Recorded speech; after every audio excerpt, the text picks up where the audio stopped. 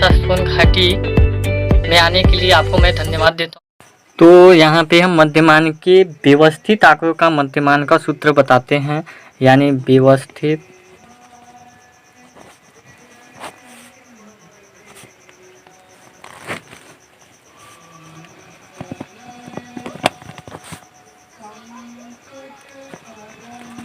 मध्यमान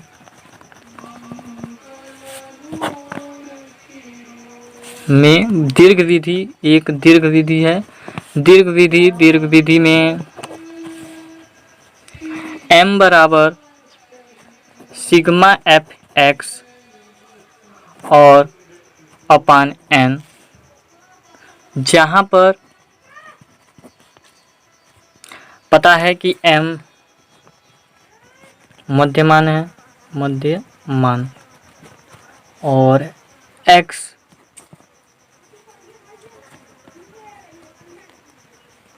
वर्गांतर का मध्य बिंदु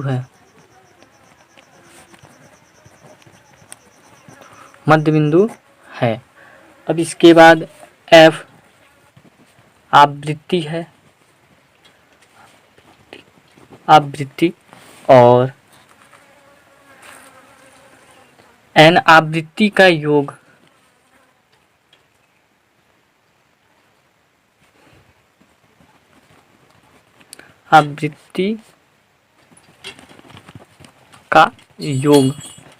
योग है, और सिग्मा योग का चिन्ह है, और fx आवृत्ति तथा मध्य बिंदु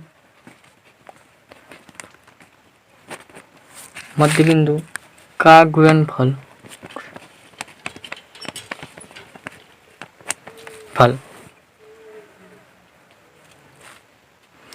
तो यह सूत्र है दीर्घ विधि, यानी m बराबर सिग्मा एफ एक्स अपान n, जहाँ m मध्यमान है, x वर्गांतर का मध्य बिंदु है, f आवृत्ति फ्रीक्वेंसी है, n यानी आवृत्तियों का योग है, कितनी टोटल संख्या है दी गई।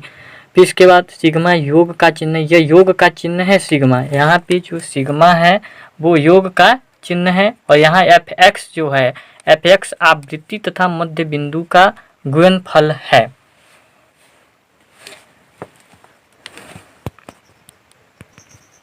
तो यहाँ पे अब हम दीर्घ विधि बता चुके। अब दूसरा जो होगा वो आपका संक्षिप्त विधि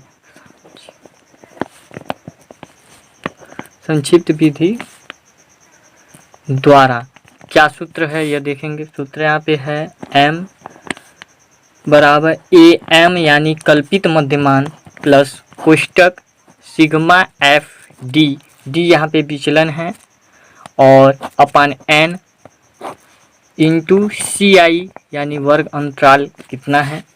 अब यहाँ पे हम बताएंगे m आपका मध्यमान है, आपको पता है मध्यमान, और यहाँ पे f आवृत्ति है, फ्रीक्वेंसी है, और यहाँ पे d कहा जाए तो कल्पित मध्यमान है। क्या है? कल्पित मध्यमान विचलन है, मध्यमान विचलन।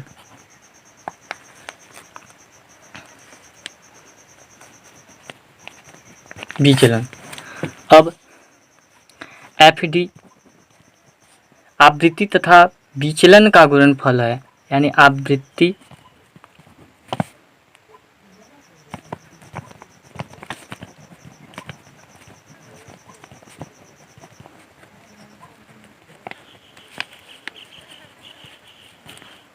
फल है, और n आवृत्तियों का योग पहले भी बता चुके हैं, यह आवृत्तियों का योग है।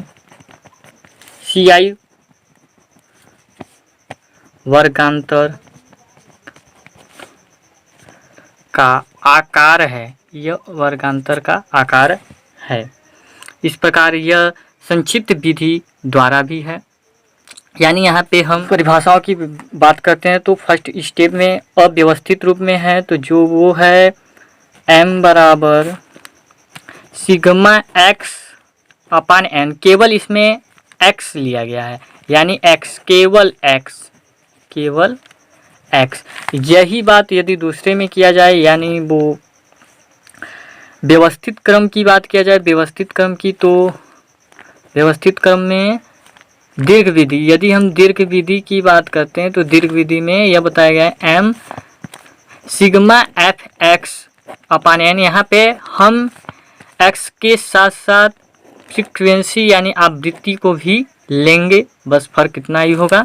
यानी यहाँ पे केवल x था, यहाँ पे f जो हो जाएगा दीर्घ विधि में, आपको यह याद करना है f यानी फ्रीक्वेंसी के साथ x हो। और तीसरा संक्षिप्त विधि की बात यहाँ पे करेंगे।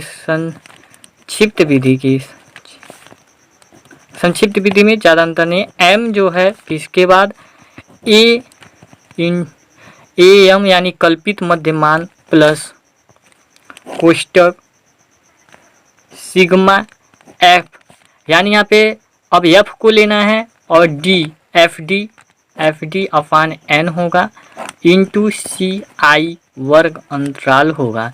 यानी अंतर इसमें अब इससे क्या है, इसमें एफ डी यानी यहाँ पे विचलन को लेके चलना है, किससे, विचलन, यानी डी को विचलन को लेके चलना है, और वर्ग विचलन के साथ साथ यहाँ सी आई भी अंतर होगा। यह तीनों फार्मूला है। एग्जाम में किसी प्रकार से भी पूछा जा सकता है कि इस विधि से कीजिए, दीर्घ विधि से कीजिए, संक्षिप्त विधि से कीजिए, या तो फिर कोई विधि का नाम नहीं दिया होता है, कोई नाम नहीं दिया रहेगा। आपको जिस विधि से आसान लगे यह उस विधि से आपको करना होता है। क्वेश्चन 3 देखते हैं।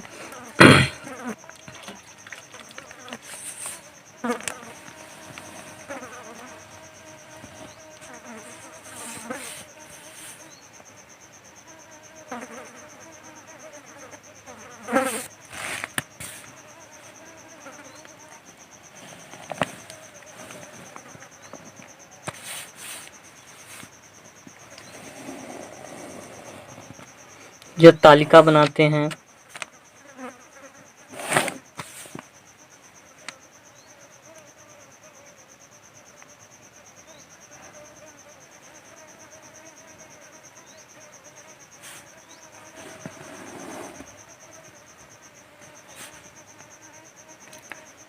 यहाँ पर व्यक्तियों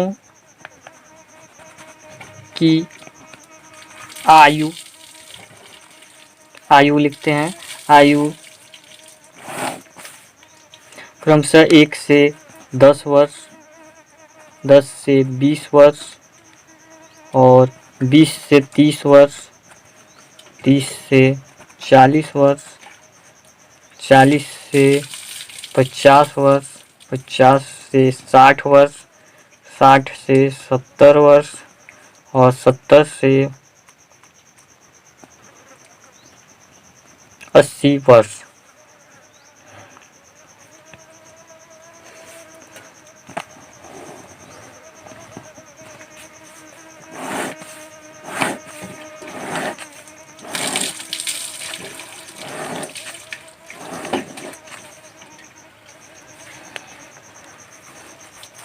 अब हिंदी बोलने वाले व्यक्तियों की संख्या, तो बोलने संख्या की बात करते हैं। एफ आवृत्ति की, तो वो 2 है, 4 है, 6 है, 8 है, 10 है, 12 है, 14 है, 16 है।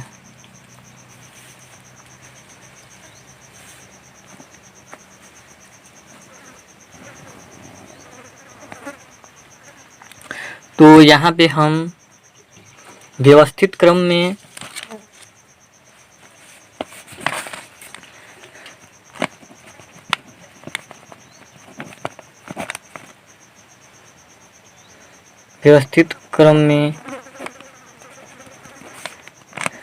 दीर्घ विधि से करते हैं। दीर्घ विधि में m बराबर sigma F X upon N, इसका फार्मूला है। यानी यहाँ पे x जो होगा वो x बराबर मध्य बिंदु होंगे, मध्य बिंदु। अब यहाँ पे हम x निकालते हैं कि x है क्या। तो 1 से 10 वर्ष के बीच का मध्य 5 है, और यहाँ पे 15 होगा, यहाँ पे 25 होगा, 35 होगा, 45 होगा, 55 होगा, और 55 से यहाँ पे 65 होगा, और यहाँ पे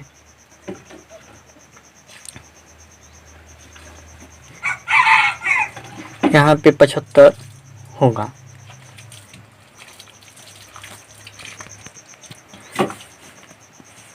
अब यहाँ पे एफ एक्स होंगे।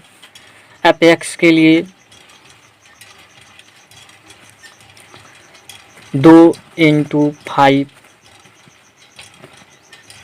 4 × 15, 6 × 25, 8 × 35, और 10 × 45, और 12 × 55, और 14 × 65, 16 × 75।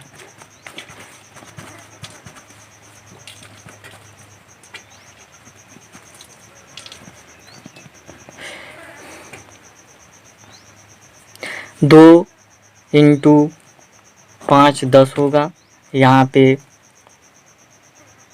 60 होंगे, और यहाँ पे 150 होगा, और 6 गुणते 25 150, 8 गुणते 35 280, और 10 गुणते 45 450, और 12 गुणते 55 660, और 14 गुणते 65 910, और 16 गुणते 75 की बात की जाए तो 1200, और यहाँ पे टोटल की बात की जाए तो वो सब जोड़कर ऐड किया जाए तो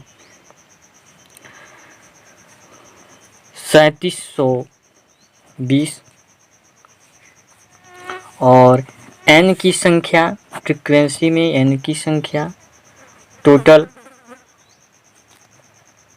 72 होगा।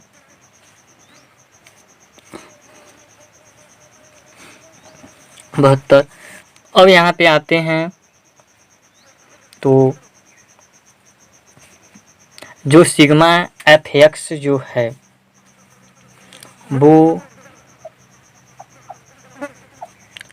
3720/72, और इसे हम भाग देते हैं तो आपका आ जाता है 51.66। ये आपका आंसर होगा।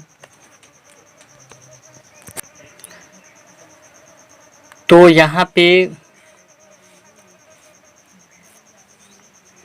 यह हिंदी का मध्यमान होगा, यह हिंदी के मध्यमान है। यानी कहा जाए तो ये जो है 51.66 हिंदी का मध्यमान है। ठीक, अब ठीक इसी प्रकार अब हम अंग्रेजी का मध्यमान ज्ञात करें। यहाँ पे अंग्रेजी का मध्यमान ठीक उसी प्रकार ज्ञात करेंगे अंग्रेजी का मध्यमान। तो यहीं पे 1 से 10 वर्ष, 10 से 20, 20 से 30, 30 से 40, और 40 से 50, 50 से 60, 60 से 70, 70 से 80। अब यहाँ पे F यानी यहाँ पे बोलने वालों की संख्या होगी जो अंग्रेजी बोलते हैं। तो अंग्रेजी बोलने वाले की संख्या 4 है 10 से 20 वर्ष के बीच में। किसी प्रकार 1 से 10 वर्ष के बीच 4 है। अब 10 से 20 वर्ष के बीच बोलने वालों अंग्रेजी की संख्या व्यक्तियों की 3 है। इसी प्रकार 7 है, 10 है, 2 है, 4 है, 6 है और 7 है। अब यहाँ पे हम x बिंदु मध्य बिंदु निकालेंगे। मध्य बिंदु ठीक उतना ही होगा जितना हमने हिंदी भाषा में निकाला था। तो इसमें आपका 5 होगा, 15 होगा और 25 होंगे, 35 होंगे, 45, 55, 65 और 75 होगा। अब यहाँ पे fx बना देंगे और fx की बात करते हैं तो यहाँ पे इंटू होगा, यानी 4 इंटू 5, 4 पंचे 20 और 3 इंटू 15 तो ये हो जाएगा 45 हो जाएगा। 7 इंटू 25 तो 175 हो जाएगा। 35 इंटू 10 350 हो जाएगा और 45 इंटू 2 90 हो जाएगा। 4 इंटू 55 4 इंटू 55 की बात की जाए तो 220 हो जाएगा। फिर इसके बाद 6 इंटू 65 390 और 7 इंटू 75 तो बराबर हो जाएगा 525। यह टोटल हम fx निकालेंगे तो 1815 और यहाँ पे n की संख्या निकालेंगे तो n की संख्या 43 होगा। तो यहाँ पे हम दीर्घ विधि से करते हैं तो m बराबर हमने क्या बताया था, हमने m बराबर बताया था सिग्मा fx अपान n बताया था। सिग्मा fx यहाँ पे 1815 है, अपान यहाँ पे 43 है और यानी n की संख्या, और इसे हम भाग देते हैं तो यह प्राप्त हो जाता है आपका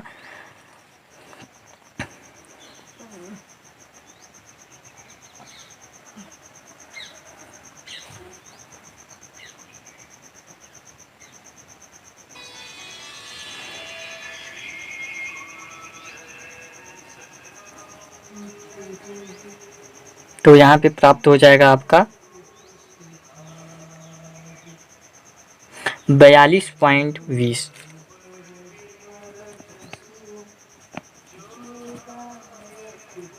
यह जो होगा वो आपका अंग्रेजी का मध्यमान होगा, अंग्रेजी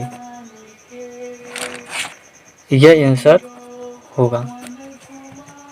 अब हम इसी प्रकार भोजपुरी भाषा का हम निकालेंगे तो भोजपुरी के लिए हम निकालते हैं तो यहाँ पर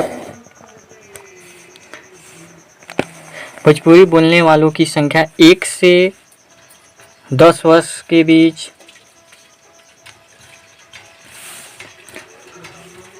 9 है। इसी प्रकार 10 से 20 में 8 है, 7 है, 5 है, 4 है, 3 है, 3 है, 3 है। अब उसे हम x बिंदु निकालेंगे। x बिंदु आपका उतना ही होगा क्योंकि हमारे आयु संख्या एक ही है, इसलिए यहाँ पे 5 होगा, 5 होगा, 15 होगा, 25 होगा, 35, 45, 55 और 55 के बाद 65, 75 होंगे। इसके बाद हम भोजपुरी भाषा की बात करते हैं तो इसमें हम fx निकालेंगे तो 9 इंटू 5 करेंगे, 8 इंटू 15 करेंगे, 7 इंटू 25 करेंगे, 5 into 35, 4 into 45, 3 into 55, 3 into 65, 3 into 75 करते हैं तो बराबर क्या आते हैं देखते हैं। तो 9 इंटू 5 करने पे 45 आएगा, और फिर इसके बाद 120, 175, 175, 180, 180, फिर 165, 195 और 225 आएगा। तो यहाँ पर हम भोजपुरी भाषा का जो है वहाँ पे हम n निकालेंगे। तो n हमारा यहाँ पे